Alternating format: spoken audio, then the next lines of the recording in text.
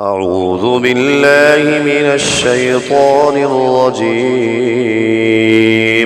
بسم الله الرحمن الرحيم.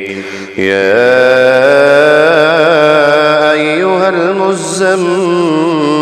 قم الليل إلا قليلا نصفه أو انقص منه قليلا أو زد عليه ورتل القرآن ترتيلا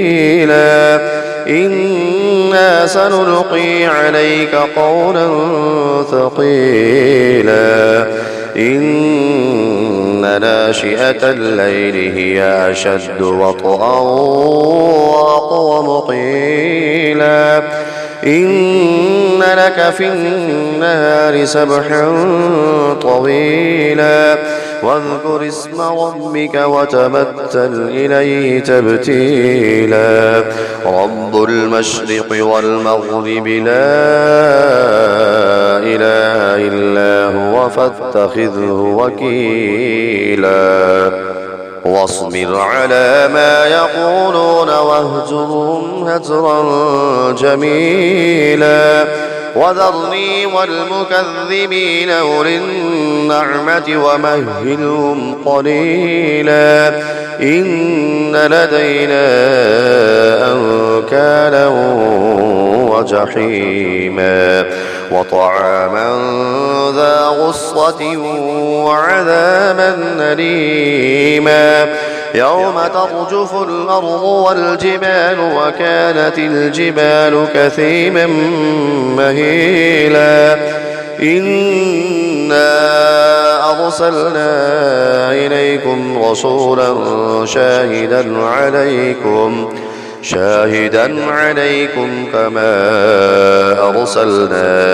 إلى فرعون رسولا فعصى فرعون الرسول فأخذناه أخذا وبيلا فكيف تتقون إن كفرتم يوما يجعل الولدان شيبا السماء منفطر به كان وعده مفعولا إن هذه تذكرة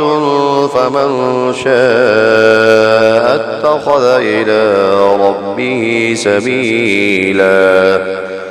إن ربك يعلم أنك تقوم أدنى من ثلثي الليل ونصفه وثلثه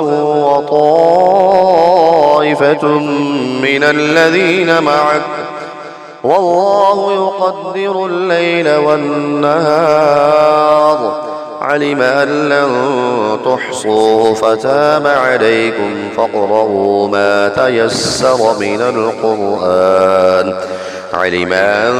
سيكون منكم مرضى وآخرون يضربون في الأرض يبتغون من فضل الله وآخرون يقاتلون في سبيل الله فاقرؤوا ما تيسر منه وأقيموا الصلاة وآتوا الزكاة وأقرضوا الله قرضا حسنا وما تقدموا لأنفسكم من خير تجدوه عند الله هو خيرا وأعظم أجرا واستغفروا الله إن الله غفور